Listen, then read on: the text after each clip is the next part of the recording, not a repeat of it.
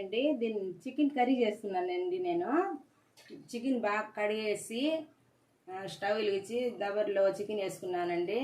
తర్వాత కొంచెం ఆవించాలండి. నీరంతా వాటర్ అంతా పైకి వచ్చేయాలండి. వాటర్ అంతా పైకి వచ్చేయాల. అన్నిటిలో నూనె పోసుకున్నానండి. తర్వాత ఎర్రగడ్డ వేస్తున్నానండి.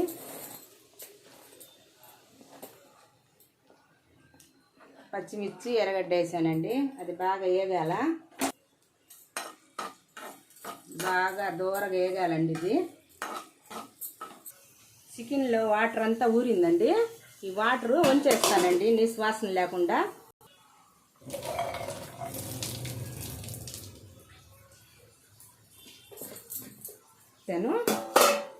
ఇది బాగా వేగాలండి. ఇది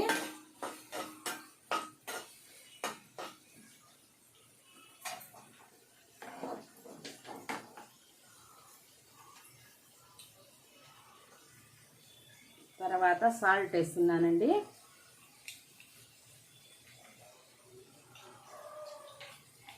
తర్వాత పసుపు పొడి వేస్తున్నానండి. స్పూన్ కారం వేస్తున్నానండి. తర్వాత వాటర్ వేస్తున్నానండి.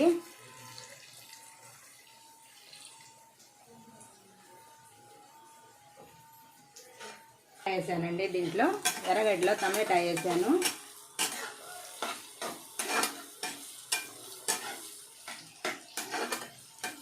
కొబ్బరి, ధనియాలు, పట్టా మొగ్గ, అల్లగడ్డ పేస్ట్ అండి. ఇది చికెన్లో వేస్తున్నానండి.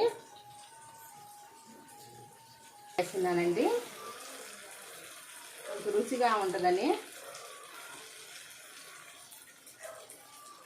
పెరుగు వేస్తున్నానండి.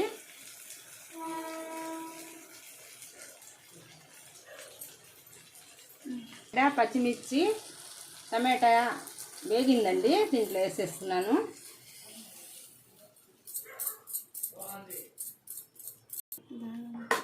అన్నీ వేసేసానండి.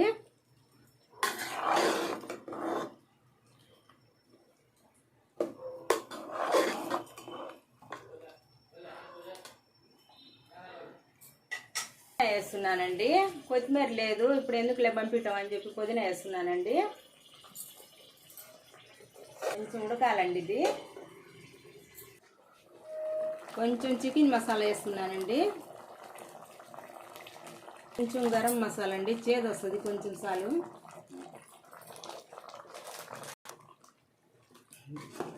ఉడకాలండి. ఇది